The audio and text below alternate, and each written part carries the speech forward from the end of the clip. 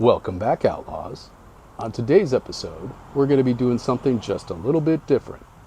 We're going to be taking some vodka, we're going to be adding some herbals to it, and creating our own gin. So stay tuned.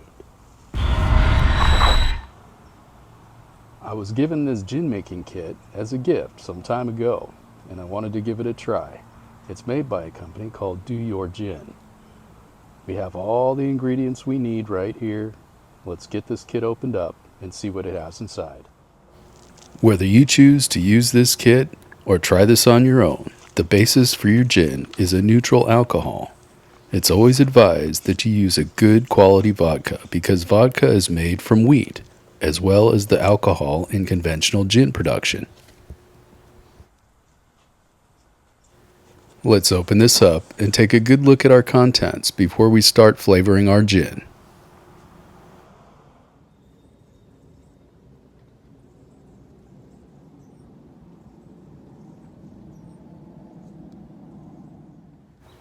The most important and characteristic ingredient in your gin is the juniper berry. We will be infusing our gin base with the juniper berries for at least 1 day.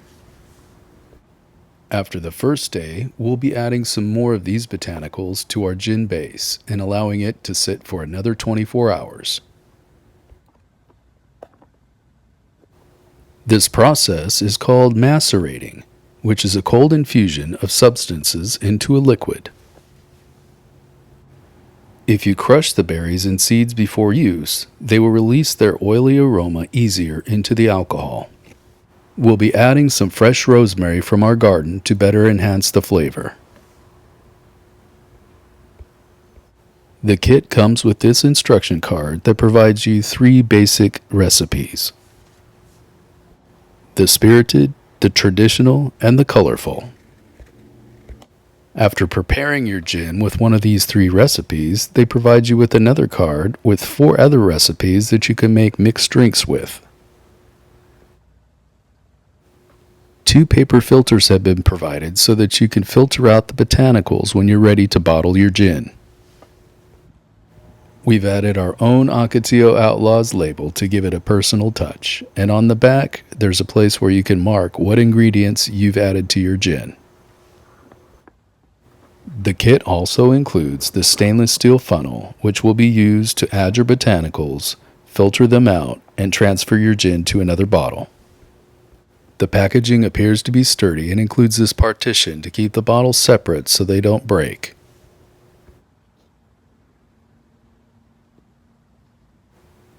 We're using Crystal Head vodka for this run. We recommend using a quality vodka because that will transfer over into your final product.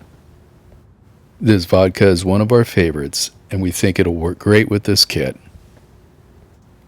Taking a closer look at the botanicals that are provided with this kit, if you look on the back of the recipe card, there's a description for each one.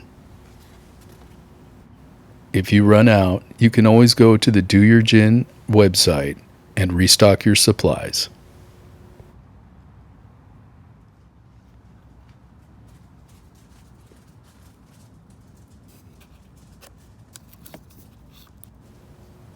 Now I guess it's time to get started with the process of making our gin.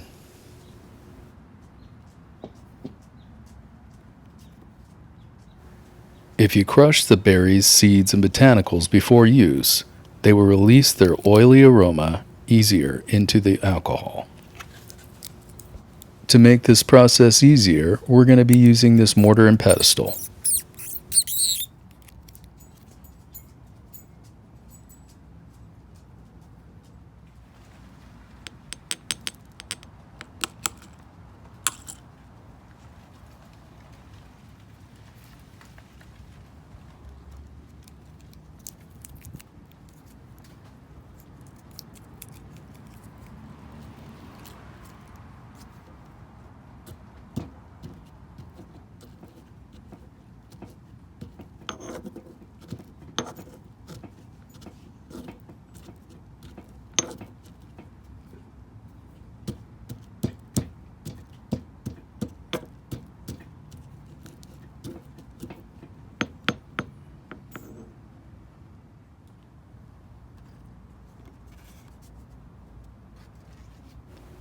You don't need to turn those into powder, you just need to crush them enough to break the outer coating of the seeds. Now what we're going to do is we're going to add these to the bottle.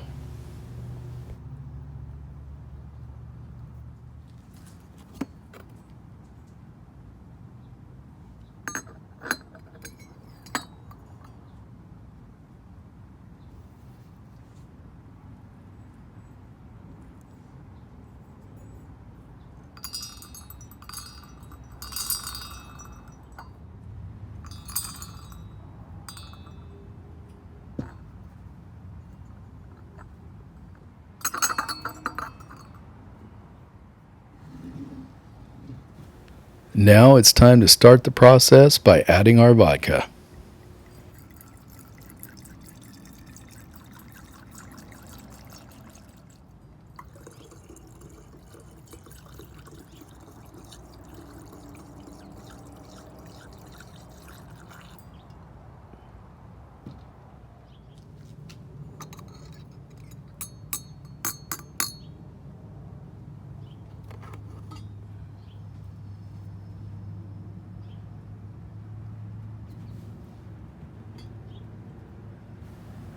Now that we've topped it off, we're going to give it a good shake and let it rest or macerate for 24 hours.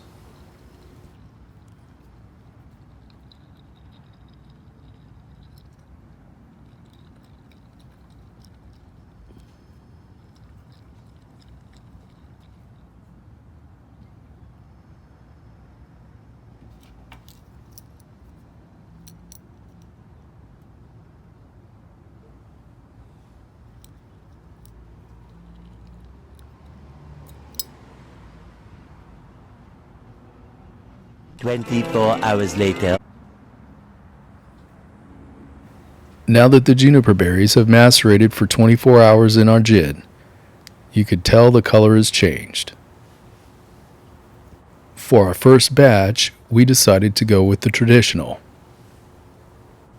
This recipe calls for 2 tubes of juniper berries. We decided just to try 1 on this round. Next, we'll be adding cardamom seeds, licorice, coriander, and finally some orange peel. We're also going to be adding a little bit of rosemary from the garden.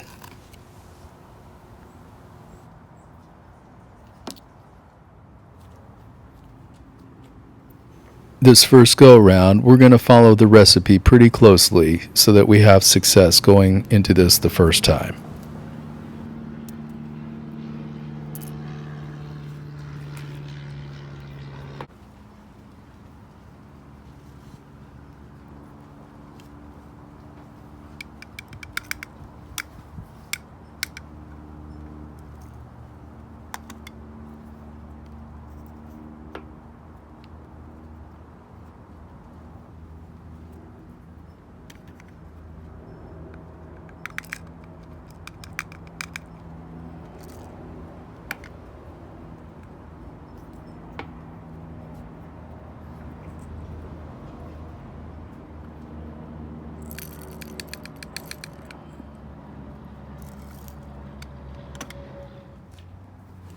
We'll be doing the same process here that we did with the juniper berries, just to break them up a little bit so that they may release their flavor into the alcohol.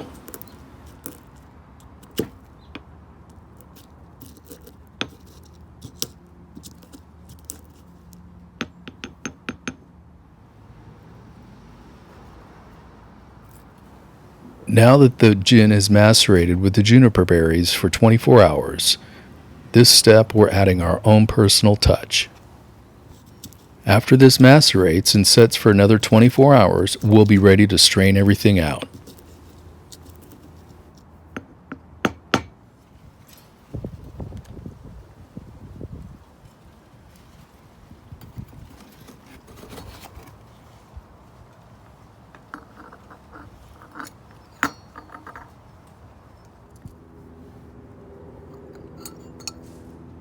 The rosemary wasn't in the recipe, but we liked the taste of it, so we decided to add a little bit.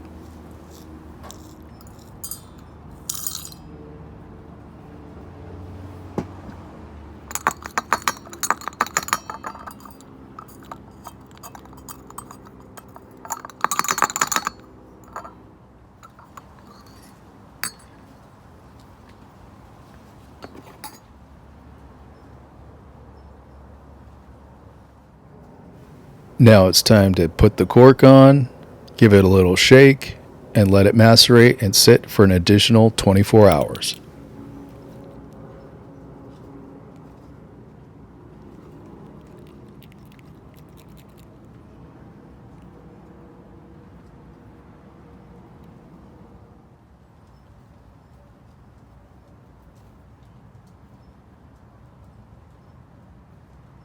The following day. Because the gin is not distilled, it retains its characteristic color. If it was to be distilled one more time, the flavor and the alcohol would transfer over, creating a clear alcohol once again, leaving the color behind.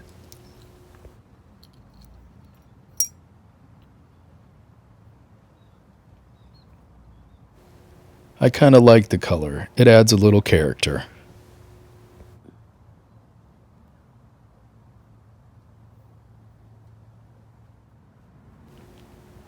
Now we're ready to filter out the botanicals and transfer it into another bottle.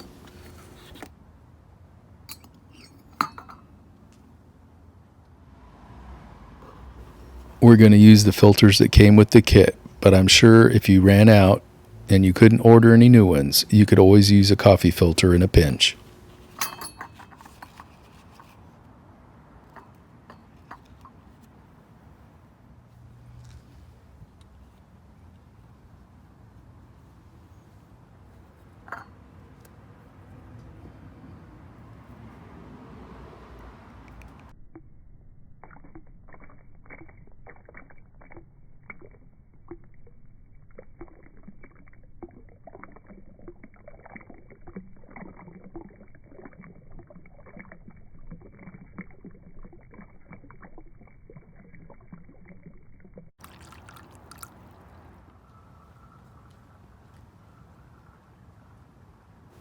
Man, that really does look good. I can hardly wait to try some.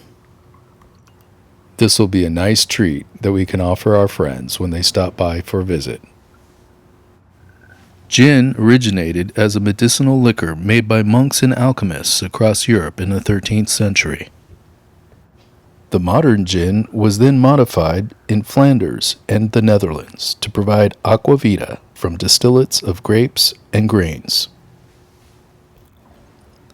Gin made its way to England during the 17th century, introduced as a Dutch and Belgian liquor used for medicine. And the moment we've all been waiting for.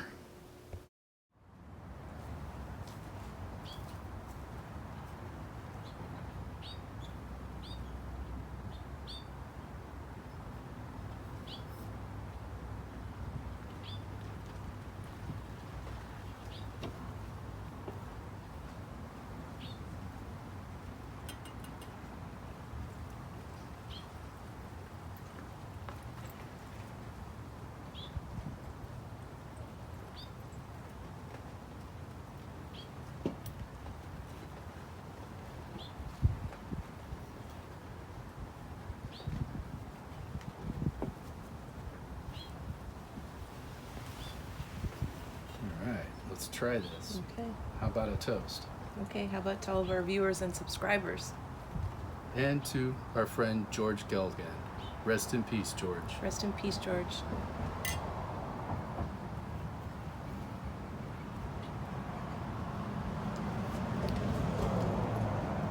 good. Now that's some good It's gin. good,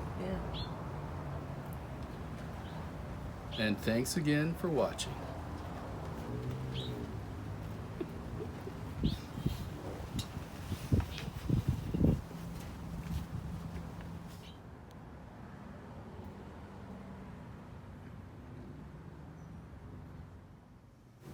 It's recommended that you keep the gin in the refrigerator, but we have a home for it right here. It's not going to last long, so this is where it's going to rest for right now.